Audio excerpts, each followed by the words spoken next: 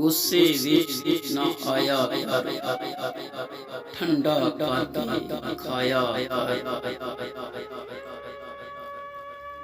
दिन तेरे भी फिर जाणगे, इवें ना घबराया कर। प्यार दे ऐसे बूटे ला, सारे पिंड ते साया कर।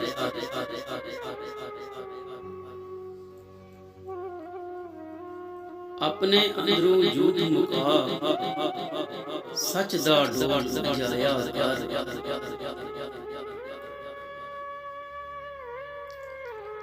रुखी सूखी खाके तू सजदे विच रुल जाया कर।